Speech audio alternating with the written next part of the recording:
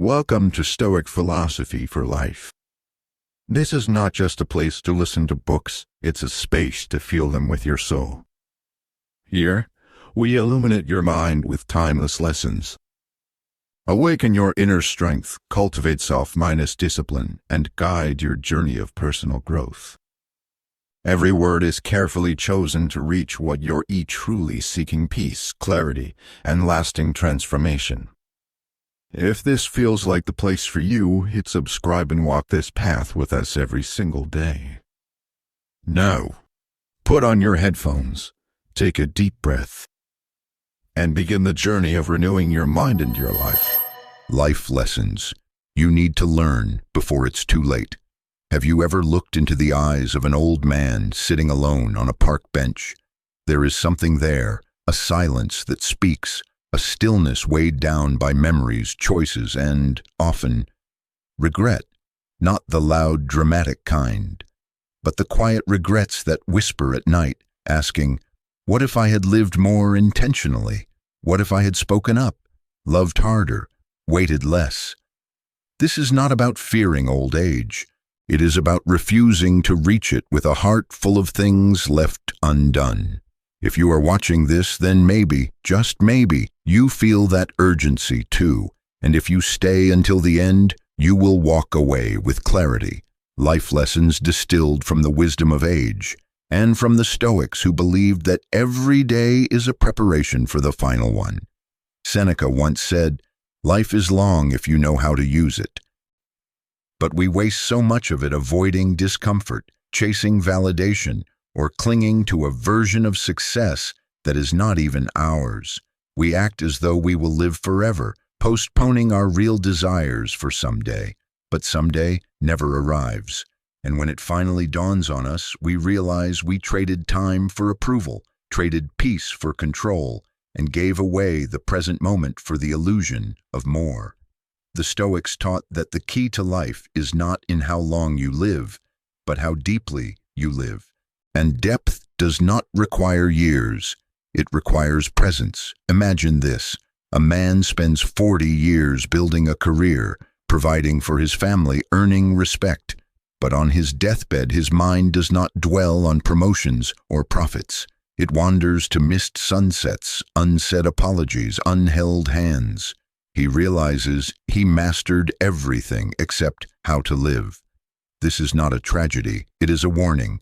Life will not teach you unless you are listening. And most people are too busy running to ever hear the lesson.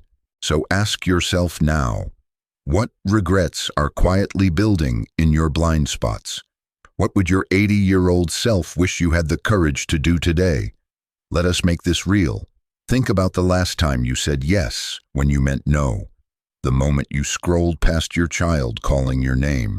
The time you stayed silent to keep the peace only to find war within. These are not small things. They add up. One compromise at a time, and you end up living someone else's story. Marcus Aurelius wrote, "Do not act as if you were going to live 10,000 years. And yet we plan and postpone like we are immortal. We seek comfort now and pay the price later. But what if the price is your soul? To change, you must start seeing time as your most valuable currency, not money, not attention, time. And like Epictetus said, how long are you going to wait before you demand the best for yourself? You cannot buy back yesterday, but you can claim today. Start by identifying what truly matters. What makes you feel alive? What values do you want your life to reflect? Because if you do not choose, the world will choose for you. And the world often chooses noise over meaning. If you are still here listening, then, like me, you are probably done with living passively. Look back at your last 3 decisions. Did they move you forward or hold you back? If your days were numbered, and they are, what would you change right now? This is not pressure. This is clarity. When you know life is finite, you stop wasting time on things that drain you. You learn to walk away without guilt, to speak without fear, and to live without apology. So here is a practice. Each morning, ask yourself, if today were my last, Would I be proud of how I spent it? And at night, reflect, did I love enough? Did I speak the truth? Did I follow my purpose or my fears? These questions will not make life easier, but they will make it real. And reality, however raw, is where meaning lives. The Stoics called this memento mori, remember that you will die, not to scare you, but to awaken you, because only the awakened can live without regret. And maybe that is the real lesson. Regret does not come from failure. It comes from not showing up, not trying, not daring. The world does not need more perfect people. It needs more present ones, people who are awake, engaged, intentional. People who know that every no they say to the meaningless is a yes to what matters most. You will not be on that park bench for a long time, but one day you will be. And when that day comes, let your silence be filled with peace, not regret.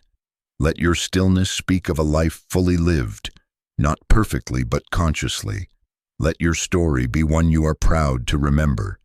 If this message moved you, share it with someone who needs it. There is a kind of pain that never screams. It whispers. It lingers. It follows you into quiet moments and fills the silence with questions. Why did I wait? Why did I stay silent? Why did I let fear decide? Most people do not regret what they did. They regret what they delayed. The phone call never made. The dream never chased. The truth never spoken. These are the regrets that age does not erase. It only amplifies. Epictetus said, "First say to yourself what you would be, and then do what you have to do." But most of us reverse it. We wait until life forces us to become something, and by then we have already lost time we can never reclaim. One of the most common regrets of the dying is this: I wish I had lived true to myself, not the life others expected of me. Let that sink in. Because every day you silence your intuition to please others, every time you suppress your truth to avoid discomfort, you are slowly burying your real self alive. It is not always dramatic. Sometimes it is as simple as agreeing when you disagree, smiling when you want to speak, or staying when your soul is begging you to leave. And over time, those small acts of self-betrayal become a life unlived. Seneca warned us, while we are postponing, life speeds by. And he was right. Procrastination is not a time issue. It is a fear issue.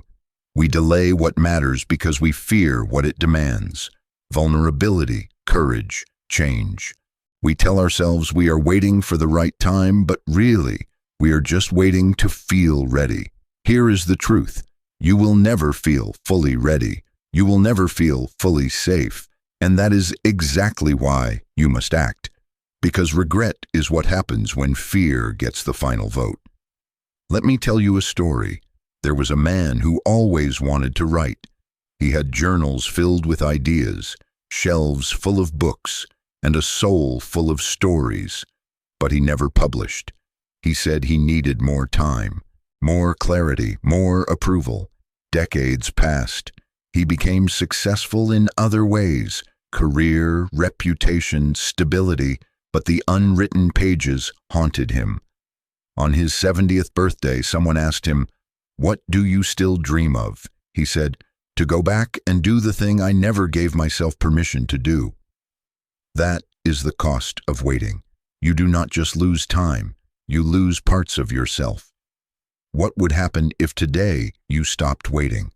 Not for permission, not for perfection, but for the courage to begin. Marcus Aurelius reminded himself each morning, "You could leave life right now. Let that determine what you do, say, and think." Imagine living that way, making decisions not from fear, but from finality, speaking truth not to offend, but to liberate, loving not to be safe, but to be whole. This is not reckless. This is real. And real living always involves risk. So what does this mean for you? It means you must confront your quiet excuses, the ones that sound reasonable but slowly rob you of your soul. I will start next year. It is not the right time. What if I fail? Ask instead, what if you succeed? What if starting now saves you years of regret later? What if fear is not a stop sign but a signal to lean in? You do not need a full plan. You need a full decision. Begin small, but begin. Write the first sentence. Make the first call. Say the thing you have been swallowing. Take the step that feels a little too big, because that is where life expands. Not in comfort, but in movement. Not in certainty, but in choice. If you are still with me, then maybe you too have a silent thing you keep pushing aside. A calling, a change, a truth. Ask yourself this: if I do not do it now, when will I? If not me, who will? The people who regret the least are not the ones who had the safest lives. They are the ones who answered their inner call, even when their hands trembled. This is your moment. Not tomorrow. Not later. Now. Make the call. Write the letter. Start the project. End the lie. Begin the truth. Because the only real tragedy is not that life ends. It is that we wait so long to begin living it. Some of the deepest regrets do not come from what we did to others, but from what we failed to say while we still had the chance. A father dies, and the son holds back tears, not just for the loss, but for the words he never spoke. A friendship ends, not in anger, but in distance. And love, real love, fades, not from conflict, but from neglect. Marcus Aurelius reminded himself daily, "You are not immortal, nor are those around you, so do not put off kindness." Yet how often do we do exactly that? We assume there is more time, more chances, another opportunity, but there is not always a later. And by the time we realize that, the silence has already spoken louder than we ever did. Most people do not regret broken relationships because they were too honest. They regret pretending for too long, staying silent for too long, leaving too many feelings bottled up. The Stoics taught us to focus on what we can control, our actions, our choices, our words. You cannot control whether someone understands you, but you can choose not to live with the burden of what was left unsaid. You can choose to express love, even if your voice shakes. You can forgive without needing an apology, because your peace is your responsibility. There is a man who visited his estranged mother after 20 years. He was successful, proud, distant. He walked into the room ready to defend his pain, to list all the reasons why she had hurt him. But when he saw her, fragile, older, unfamiliar, his arguments melted. He said, "I wanted to be right, but now I just want peace." That is the shift life eventually demands of all of us. We realize that being right is overrated and connection is what we really crave.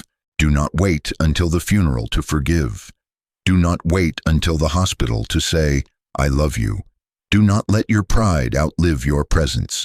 Seneca once wrote, "It is not that we have a short time to live, but that we waste much of it." And some of the worst waste is time spent in resentment. Bitterness is like swallowing poison and hoping the other person suffers. It does not hurt them, it hurts you. And the irony is, many of the people we stay angry at no longer even remember what they did.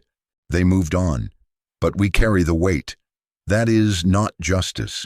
That is self-inflicted punishment, so drop it. Not for them, for you. If you still have people in your life you care about, tell them, not perfectly, but honestly. If you miss someone, say it. If you admire someone, tell them why. Do not wait for the right words. The right words are the real ones. And if the person you need to speak to is no longer here, write the letter anyway. Speak it out loud. Let the truth out of your body. Because regret grows in silence, but healing begins with expression. And sometimes the relationship that needs repair is the one with yourself. How often do you show compassion to everyone but you? How many times have you forgiven others while punishing yourself for the same mistakes? Epictetus taught that you are not disturbed by things, but by your perception of them. and the harshest perceptions are often directed inward. So try this. When you feel shame, speak to yourself as you would a child learning. When you feel unworthy, remind yourself that worth is not earned, it is remembered. When you feel broken, know that you are not a problem to solve, but a soul to understand. If you are listening this far, maybe you too have someone in your life you are thinking about, someone you miss, someone you hurt, or someone who hurt you. Do not wait for the perfect moment. There is no such thing. There is only now. And now is always better than never. Choose peace even if the past was painful. Choose truth even if it shakes you. Choose connection even if it feels uncertain. Because when it is all said and done, you will not wish you were more guarded. You will wish you had been more open. You will not wish you held back more love. You will wish you had poured it freely. The deepest joy in life is not found in being untouched, but in being fully touched by love, by grief, by meaning. Do not let the fear of being hurt keep you from being alive. There is a moment, quiet, almost invisible, when you look at your life and realize it does not feel like yours. You followed the rules. You checked the boxes. You did what was expected. And yet, something inside remains unfulfilled. This is one of the most common regrets of the aged. Not that they failed, but that they succeeded at something they never truly wanted. That they climbed a ladder only to find it leaning against the wrong wall. Marcus Aurelius warned, if you are distressed by anything external, the pain is not due to the thing itself, but to your estimate of it. And how many of our life choices are based not on truth, but on other people's estimations? It begins early. You are told what success looks like, what happiness should feel like, what path is safe, and without realizing it, you trade your intuition for approval. You abandon your inner compass in exchange for external direction. But the soul does not forget. It waits, it whispers, it reminds you through restlessness, discontent, even anxiety, that you were meant for more than just fitting in. You were meant to live with alignment, not achievement alone. Napoleon once said, "A soldier will fight long and hard for a bit of colored ribbon." And we do the same. We sacrifice years of our lives for titles, trophies, and recognition. But in the end, those ribbons mean little if they came at the cost of authenticity. Real freedom is not doing what you want, it is knowing who you are, and that knowing requires courage, because to live your truth, you often have to disappoint the expectations of others. But that is a small price to pay compared to disappointing your future self. Consider this. How many of your current decisions are made to protect your image rather than serve your soul? How often do you say yes because you are afraid of being judged for saying no? The Stoics taught that reputation is fleeting, but integrity is eternal. Epictetus said, "Know first who you are, and then adorn yourself accordingly." But most people do it backwards. They collect adornments, status, possessions, followers, and hope that one day they will feel worthy enough to own them. But worth does not come from outside. It comes from alignment, from living a life that reflects your inner values, not just society's scoreboard. Let me tell you a story. A woman spent 30 years in a stable career. She was admired, well-paid, respected. But every morning she woke up with a heaviness in her chest, not from stress, but from misalignment. Her true passion was art, painting, expression, but she told herself it was too late, that it was impractical. Until one day she met a terminal patient who said, "The worst pain is not death. It is dying without ever living." That was her moment. She left everything, not to escape, but to return to herself. And today she still paints, not for fame, not for money, but for peace. Because when you live your truth, peace becomes your currency. If you are feeling this now, that subtle ache that something is off, do not ignore it. It is not weakness, it is wisdom. It is your soul telling you to come home, to realign, to stop living on autopilot and start designing your life consciously. Ask yourself, what would I choose if no one was watching? What would I do if I was not afraid of being misunderstood? And who could I become if I stopped trying to be impressive and started being real? If you are still listening, I know this resonates with something inside you. Maybe you have played a role for so long that you forgot who you were before it. Maybe you have confused survival with success. Maybe you are tired of performing and ready to live. Then let this be the moment. Not to burn everything down, but to begin gently, honestly, curiously. You do not have to leap. You only have to lean toward your truth, even if it is quiet, even if it is different, even if no one else understands it. The most successful life is not the one that looks the best from the outside. It is the one that feels the most aligned on the inside. And alignment requires awareness, adjustment, and often a lot of courage.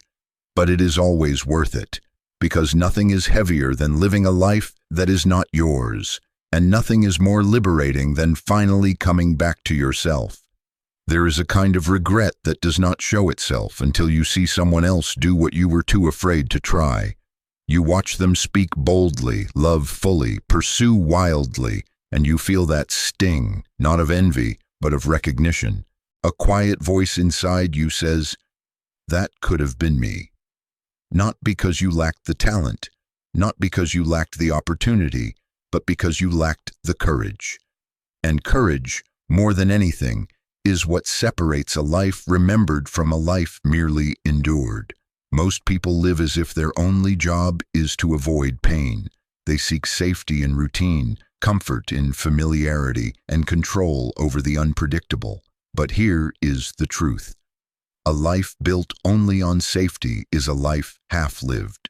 Marcus Aurelius wrote, "It is not death that a man should fear, but he should fear never beginning to live." And how many of us, in our quiet hours, realize we never really began? We were waiting to feel more ready, more certain, more confident, never realizing that confidence is not the starting point. It is the result of action. Think of your own life. How many times have you turned away from an opportunity, not because you were not capable, but because you were afraid of looking foolish? How many times have you stayed silent in a moment that required truth, only to later replay it in your mind 100 times? The Stoics were not fearless men. They simply refused to let fear dictate their decisions. They understood what Napoleon understood, that victory belongs not to those who wait, but to those who act decisively, even when the outcome is uncertain. There is a boy who wanted to sing, but one day someone laughed at his voice, so he stopped. For years he silenced that part of himself, but as an adult he would hum softly in empty rooms, never loud enough for others to hear. And inside he carried a sadness, not because he failed, but because he never gave himself permission to fail in the first place. That is the tragedy, not trying and falling short, but never trying at all. What if we lived differently? What if failure was not something to fear, but a sign that we were pushing limits, that we were daring to be seen? Epictetus said, "If you want to improve, be content to be thought foolish and stupid, because only those who risk looking foolish ever get the chance to grow." Everyone admires the fearless, but few understand that fearlessness is a muscle, one built by repeatedly stepping into uncertainty and realizing it did not break you. So here is your question. Are you living, or are you just not dying? There is a difference. Living requires risk. It demands presence. It asks you to be vulnerable, to be seen, to show up even when you are unsure. But in return, it gives you something safety never can: depth, meaning, realness. The kind of life that, when you are old and looking back, makes you nod and smile and say, "Yes, that was me. I really lived." If you are still here, then deep down you know this too. You are done waiting. You are tired of watching others do what you were meant to do. Then let this be your shift, not into recklessness, but into bravery, the quiet kind, the kind that says, I may fall, but I will rise. I may look foolish, but I will be real. I may not succeed today, but I will not live in regret tomorrow. You do not need to jump off a cliff, but you do need to say yes more often. You do need to follow that curiosity that scares you. You do need to open your heart, even if it has been broken, because courage is not about never getting hurt. It is about knowing you can heal, and that belief changes everything. You were not born to hide. You were born to shine, to risk, to stretch, to fall and get up and fall again. And in doing so, create a story worth remembering, one that is not defined by fear, but by the courage to live beyond it. There is a quiet betrayal that happens slowly over time. You stop listening to your own voice. You start bending to meet expectations, shrinking to avoid judgment, and shaping your life to fit into spaces never meant for you. And before you realize it, you are living as a shadow of yourself. Smiling when you want to scream, nodding when you want to walk away. You become what the world applauds, but inside, you mourn the parts of you that had to die to earn that applause. That is not growth. That is abandonment, and the cost is always regret. Seneca once said, "No man is more unhappy than he who never faces adversity, for he is not permitted to prove himself." But adversity is not always external. Sometimes it is internal. The war between who you are and who you think you need to be in order to be loved. And too many of us choose approval over authenticity. We become fluent in the language of pleasing others, but go deaf to the sound of our own soul. Until one day we wake up and realize we have built a life on foundations that were never ours. Marcus Aurelius warned, "It never ceases to amaze me. We all love ourselves more than other people, but care more about their opinion than our own." Read that again. We care more about being liked than being real. We care more about being accepted than being aligned. But here is the truth.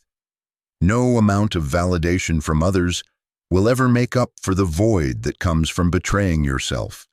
You can win every room and still feel lost inside if the version of you they cheer for is not the real one. There is a woman who spent decades perfecting her image. She was graceful, composed, admired, but deep down she felt like a stranger to herself.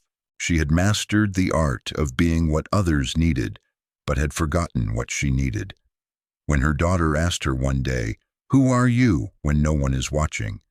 she could not answer, and that broke her more than any failure ever did, because success means nothing if it costs your soul. So what does it mean to return to yourself? It means telling the truth, even if your voice shakes. It means setting boundaries, even if they disappoint others. It means taking off the masks, not all at once, but one honest piece at a time. The Stoics never taught us to be liked. They taught us to be whole.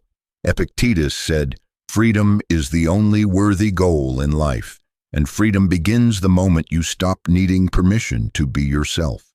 If you are still here, then maybe you have felt this too, that quiet ache of living slightly off-center, always adjusting to make others comfortable. Then let this be your turning point. Not a rebellion, but a return. A quiet, brave decision to come home to yourself. To say, "I am done contorting. I am done pretending. I am ready to be whole again." Start small. Speak one truth today that you would normally hide. Say no once when your body wants to. Say yes to what lights you up, even if no one understands. You are not here to be understood. You are here to be real. And in that realness, the right people, the right path, and the right peace will find you. If you are exhausted, it is not because you are weak. It is because it takes so much energy to live as someone you are not. When you drop the performance, you regain your power. When you stop chasing approval, you begin attracting truth.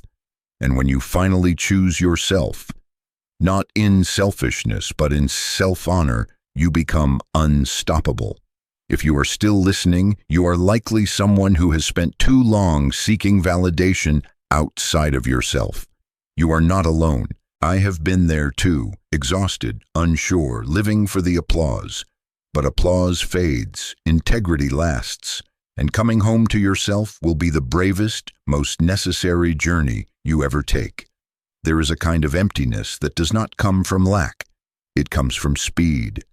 You rush from one task to another, one goal to the next, filling every silence with noise, every gap with distraction. And somewhere in that constant motion, you forget how to simply be. You forget how to sit in a moment without needing to escape it. You forget what your own breath sounds like. The irony is, the faster you go, the more life becomes a blur. You may be doing more than ever, but feeling less than ever.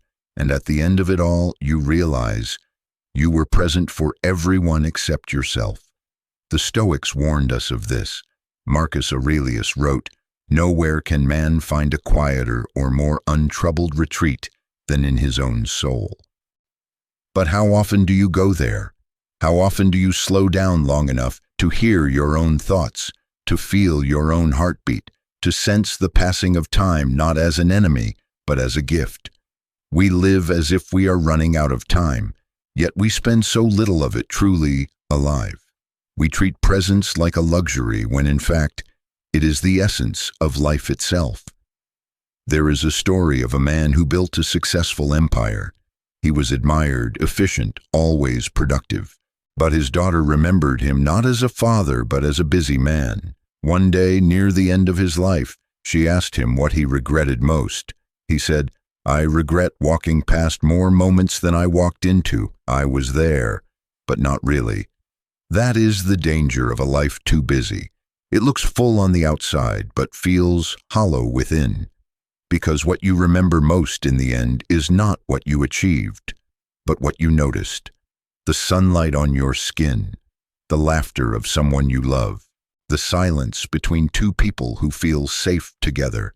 Seneca wrote, "It is not that we have a short time to live, but that we waste much of it." Busyness is often just a sophisticated form of avoidance. We stay busy so we do not have to feel, so we do not have to confront the questions that scare us. Am I happy? Am I fulfilled? Am I present? But those questions are not burdens. They are invitations. Invitations to return, to slow down, to live fully, not frantically. Try this. The next time you are eating, just eat. No phone, no screen, just the texture, the taste, the moment. The next time someone talks to you, really listen, not to respond, but to understand. And the next time you feel overwhelmed, pause.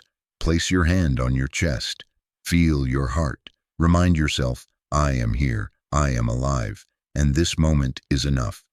Presence is not a skill, it is a choice to be where your feet are, to stop time not by freezing it, but by entering it fully. The Stoics were warriors of awareness. They knew that every moment we waste in distraction is a moment stolen from meaning. And meaning is not found in grand events. It is hidden in the now, in this breath, in this word, in this space between thoughts. If you are still here, then perhaps you too have been moving too fast. Perhaps you have forgotten how to be still. Let this be your reminder, not to stop living, but to start noticing, not to do less, but to be more present, more aware, more in tune with the quiet pulse of life unfolding around you. Do not wait until life slows you down through loss or illness or regret. Slow down now, make eye contact, watch the sky, say thank you out loud, taste your coffee, feel the wind. These are not trivial acts, they are sacred rebellions against a world that worships speed and forgets soul. Because in the end, the moments you remember most will not be the ones where everything went as planned. They will be the ones where you were fully there, awake, alive, real. Have you ever noticed how easy it is to forget that your body is temporary? We live as if it is indestructible. We push through exhaustion, skip sleep, fill it with processed food, numb it with distraction, and ignore the whispers it gives us until it starts to scream. And by the time it does, we realize we have taken the very thing we most depend on for granted, not out of malice, but out of habit. We assume we will always be able to climb the stairs, carry groceries, chase after children, rise out of bed without pain, until one day we cannot. The truth is, one of the most common regrets that surfaces late in life is not about ambition or money or even relationships. It is about the body, not listening to it, not caring for it, not honoring it. There is no undo button when your knees give out, when your heart weakens, when your breath shortens and your limbs grow heavy. And the tragedy is that it rarely happens all at once. It is slow, silent, invisible. You do not wake up broken. You wake up one day and realize it has been breaking for years. Marcus Aurelius, a man constantly battling illness during his reign, never pretended the body was invincible. He said, "You could leave life right now. Let that determine what you do, say, and think." He knew that the body is not separate from the mind. It is its vehicle, its filter, its battlefield. When we ignore the needs of the body, we limit the power of the mind. You cannot think clearly when you are chronically tired. You cannot be calm when your nerves are inflamed. You cannot show up fully to life when you are trapped in a body that has become a source of pain rather than power. So why do we neglect it? Because we believe there will always be time. Time to get fit later, to eat better when work slows down, to sleep when the kids are older. But later is not a guarantee. It is a gamble. And the odds shrink with each passing year. Seneca wrote, "It is not that we have a short time to live, but that we waste much of it." The same is true of health. It is not that our bodies are fragile. It is that we demand so much from them while giving so little in return. We praise hustle, but we ignore hunger. We celebrate late nights, but mock rest. We act as though burnout is a badge of honor, and rest is a sign of weakness. But the Stoics taught the opposite. They did not treat the body as a tool for vanity, but as a responsibility, a reflection of self-respect, a moral duty. Epictetus said, "No great thing is created suddenly," and that includes the body. Health is not built in heroic moments. It is built in the quiet, ordinary choices we make every single day. There is a man who worked for 30 years without pause. Fast food every lunch, 4 hours of sleep a night, no movement, no breaks, no silence. One day his doctor told him his heart was failing. He was stunned. "But I have been so productive," he said. And the doctor replied, "At what cost?" That question should haunt us all, because the body always keeps the score, and eventually it sends the bill. But there is still time if you act now. You do not need a perfect plan. You need a consistent one. Walk, breathe deeply, stretch in the morning, put down your phone for 10 minutes and close your eyes, not because it burns calories, but because it reconnects you with the one thing you always overlook: presence. Your body is the front line of your experience. When you nourish it, move it, listen to it, you sharpen your ability to be alive, fully, richly, honestly alive. Think of your future self, the older version of you who cannot run anymore, who struggles to sleep, who takes pills just to feel normal. What would they give to come back to where you are now, to this body right here? They would trade everything, and yet we waste it scrolling, sitting, stressing, eating on autopilot. That is the absurdity. We are the only creatures who ignore the very thing keeping us here. The body is not your enemy. It is your companion. It wants to support you. It does not need perfection. It needs attention, care, respect, not as punishment, but as a declaration, a quiet promise, I will not abandon you. I will not betray you for the sake of convenience. I will not wait until you are falling apart to finally pay attention. If you are still listening, then maybe, like me, you are done ignoring the signs.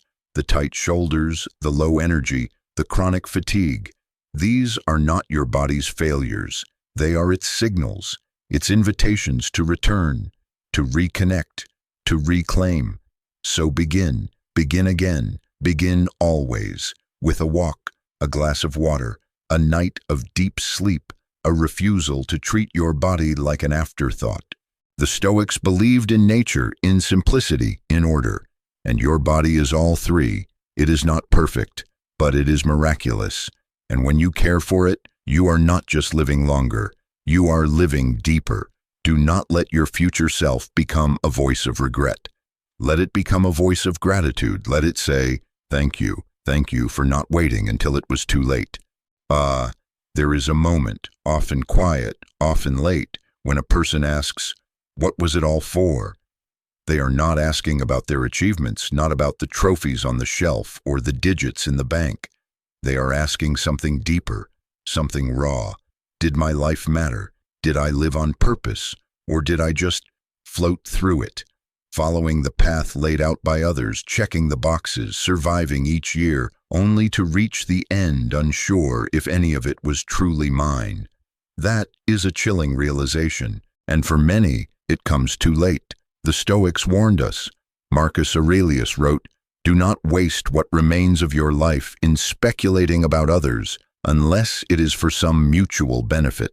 It is time to realize that you have something within you more powerful and divine than the things that cause your emotions to move like puppets."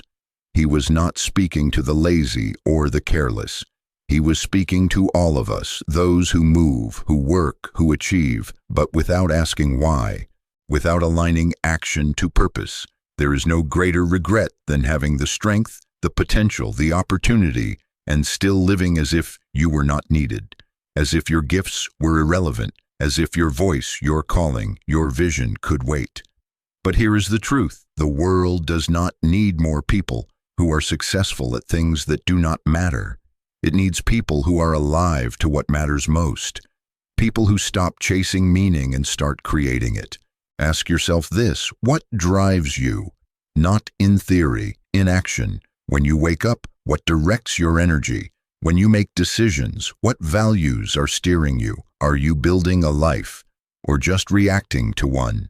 Seneca once said, "If one does not know to which port one is sailing, no wind is favorable."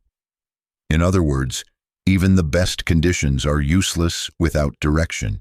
There is a man who built an empire of wealth, but when asked what he regretted most on his deathbed, he did not speak of losses or failures. He said, "I lived someone else's dream. I ignored the whisper of my own." That whisper, it never goes away. It shows up as restlessness, as a craving you cannot name, as the discomfort you feel even when everything looks fine. That whisper is purpose, and it will haunt you until you listen. So how do you find it? Not by sitting still waiting for an epiphany. Purpose is not discovered. It is revealed through action, through service, through moments of courage. Start with the pain you understand best, the injustice you cannot ignore, the beauty you long to bring into the world. Purpose is often hidden inside what breaks your heart and what lights your fire, what angers you and what awakens you. Epictetus reminded his students, "You were not made for pleasure. You were made for greatness." But greatness does not mean fame. It means alignment, to live in a way that what you do and who you are not two separate things, and to arrive at the end of your life not wondering what it was for, but knowing you used it well. If you are still listening, then perhaps your soul has been tugging at you too, asking you to stop drifting, to stop numbing, to stop telling yourself you will get to it someday. Because someday is the most dangerous word in your vocabulary. It lets you die with potential still inside you. Let this be your call to remember. You were not born to get through life. You were born to aim at something higher, something worthy of your breath, something that, when you speak it, makes you stand taller, not with pride, but with clarity. If that sounds too lofty, start smaller. Purpose is not some grand vision written in the stars. It is choosing what you will no longer tolerate. It is deciding who you are willing to become. It is waking up and asking, "What do I want this day to mean?" and then answering with your actions. It is less about finding the perfect path and more about walking with integrity on the one you are already on. Let me tell you a story. A teacher spent decades shaping young minds, but she felt invisible, like her work did not matter, until one day a former student returned, now a doctor, and said, "You were the only one who ever saw me. You changed everything." In that moment, her life came into focus. Her purpose was never about recognition, it was about presence. And she realized it is not always about what you do, but the spirit in which you do it. We are surrounded by people chasing goals without asking if those goals are even theirs. We are trained to want what looks impressive, not what feels true. But truth lives in your quiet knowing. You already know what you are meant for. Maybe not the full picture, but a feeling, a pull, a truth you have been avoiding because it feels too risky, too uncertain, too inconvenient. But let me ask you, is the risk of stepping into your purpose greater than the pain of regret? Marcus Aurelius said, "Waste no more time arguing about what a good man should be one. Replace good man with fulfilled soul. Stop wondering, stop researching, stop asking for permission. Begin. Build something that matters. Say what only you can say. Heal what only you can heal. Create what only you can create. That is purpose, not because the world demands it, but because your soul does. If you are still with me, you are ready. Ready to stop drifting. Ready to start aligning. Ready to stop postponing the one thing that gives your life meaning. You do not need to see the whole path. You just need to take the first step with intention, with sincerity, with the quiet fire of someone who is finally done living half awake. Purpose is not a destination. It is a posture. It is how you show up when no one is watching. It is how you choose your battles, your priorities, your silence, your voice. And when you live on purpose, you begin to walk differently. You begin to speak differently. You begin to live like time matters, because it does. You were not put here to impress. You were put here to impact. And that impact begins the moment you say, "No more waiting, no more drifting, no more dying with the best of me still buried inside." There comes a time in every life when holding on begins to hurt more than letting go. But most people do not realize it until too late. They stay in roles they have outgrown. They cling to relationships that have decayed. They carry identities that no longer fit, like a warrior still wearing armor long after the war has ended. And they do it out of fear, fear of loss, fear of being alone, fear of the unknown. But what they fail to see is that the greatest weight is not what we lose, it is what we refuse to release. Marcus Aurelius wrote, "Ask yourself at every moment, is this necessary?" Such a simple question, but one that could free you from years of unnecessary suffering. Is this job still serving who you are becoming? Is this friendship still rooted in truth or just habit? Is this resentment still worth carrying? Is this expectation still aligned with what your soul needs? The Stoics knew that wisdom is not found in accumulation, it is found in discernment, in knowing what to walk away from so you can walk towards something more real. Letting go is not weakness, it is strength in its purest form, because it means you are willing to face the space that follows, the space where your old identity no longer defines you, where your past no longer props you up. That space is terrifying, but it is also sacred, because in that space you begin to meet yourself again, not as who you were, but as who you are now. There is a man who spent 30 years building a company. His name was respected. His title gave him power. But inside, he felt hollow. He had outgrown the mission, but he stayed, afraid of what would happen if he walked away, afraid he would be nobody. It was not until he was forced to retire that he realized he had been somebody all along, not because of the title, but because of who he became through the journey. That realization could have come much sooner if he had been brave enough to let go sooner. Seneca reminded us, "He who is brave is free," and bravery is not always the grand act of heroism. Sometimes it is the quiet courage to say, "This is no longer mine," and that is okay. You are allowed to evolve. You are allowed to change your mind. You are allowed to outgrow dreams that once fueled you. That is not betrayal, that is growth. And when you let go of what no longer fits, you create room for what truly does. But how do you know when it is time to let go? Pay attention to your energy, your peace, your body. The tension you carry when you step into a certain room, the dread that follows a certain conversation, the exhaustion that comes not from activity, but from misalignment. These are signals, not to be ignored, but to be honored, because your life is whispering to you. And if you ignore the whispers, it will start to scream. If you are still here, then maybe there is something or someone you know you need to release. A version of yourself, an old dream, a toxic tie. Let me ask you, what are you holding on to that is holding you back? What story are you still telling that no longer serves who you are? What fear keeps you anchored in a place you have already outgrown? The Stoics did not fear loss. They prepared for it. Premeditatio malorum, the practice of imagining loss, not to invite suffering but to prepare the soul. Because when you accept that everything is temporary, you begin to hold things more lightly, with gratitude, not attachment, with love, not possession. Letting go is not the end. It is the beginning of space, of breath, of new questions, new paths, new truths. And one day, you will look back and thank yourself, not for what you held on to, but for what you had the courage to release. Sometimes the hardest part of letting go is that it leaves you empty-handed. At first, you lose the title, the relationship, the familiar routine.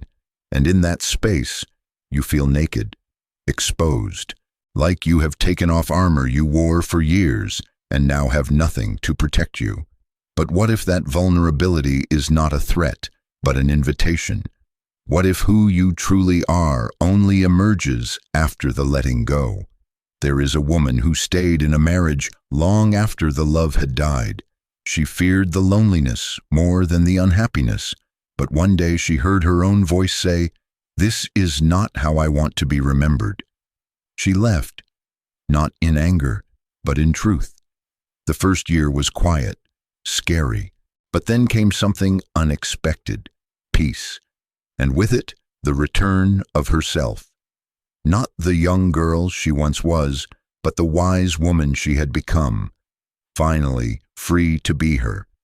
So many people stay in the wrong story because they are afraid there will not be another. But there is always another story, always another chapter, but you must be willing to turn the page. And that takes trust, not in fate, but in yourself. Trust that you are capable, that you are still being written, that your worth is not tied to what you have clung to, but to who you are when you stand alone. Marcus Aurelius reminded himself daily that nothing truly belongs to us, not our body, not our reputation, not even our loved ones. Everything is borrowed, so the wise soul learns to love without attachment, to serve without ego, to hold life like water, grateful but never grasping, because when you stop gripping so tightly, you begin to live more lightly. Let this be your invitation, to release what no longer fits, to forgive what no longer matters, to thank the past and then step forward without dragging it behind you. Your life is not a storage unit, it is a canvas, and every time you let go of what weighs you down, you make space for something beautiful to be painted in its place. If you are still here listening, then perhaps you are at a crossroads. Perhaps something within you has already let go, and now your body is catching up. Do not wait for permission. Do not wait for closure. Let the quiet clarity in your chest be enough. You do not need to justify your release. You only need to honor it, because in the end, you will not regret what you released in truth. You will regret what you held on to out of fear. So be brave, be clear, be free. There is a kind of loneliness that no amount of company can fix. It lives beneath the noise, beneath the obligations, beneath the roles you play for others. It is the loneliness of being disconnected from yourself, of not knowing what you truly feel, what you truly need, or even who you truly are. Many people spend their entire lives surrounded by others, yet never meet themselves. And that, perhaps, is the most painful regret of all. Not that you failed to connect with the world, but that you never truly connected with your own soul. Marcus Aurelius reminded himself, "Nowhere can a man find a quieter or more untroubled retreat than in his own soul." But how many of us ever visit that place? How many of us ever sit still long enough to notice what is alive inside? We distract ourselves with goals, with noise, with approval, with movement. Always doing, always consuming, but underneath all that movement is often fear. Fear of facing the questions that silence brings. Questions like, am I truly living the life I believe in, or have I just gotten good at avoiding myself? The Stoics believed that a life without self-examination was not just unwise, it was wasted. Epictetus urged, know first who you are and then adorn yourself accordingly. But today, we adorn first. We decorate our lives with achievements, with possessions, with polished images, and we hope, desperately, that those things will fill the void. But nothing external can substitute for the quiet strength that comes from self-knowledge. That strength comes only from facing yourself, honestly, repeatedly, patiently. There is a man who spent a lifetime climbing every ladder, winning every game. But when asked in his old age what he had learned most, he said, I mastered everything except myself. That sentence should echo, because in the race to win the world, we often forget that the true arena is internal. The true opponent is distraction. The true victory is self-awareness. So how do you come back to yourself? Start by slowing down. Sit in silence. Let discomfort rise, without numbing it. Listen, not to a podcast, not to music, but to your own thoughts. They may be noisy at first. That is normal. But keep listening. Eventually, beneath the clutter, something true will emerge. A feeling, a memory, a desire. That is the beginning of homecoming.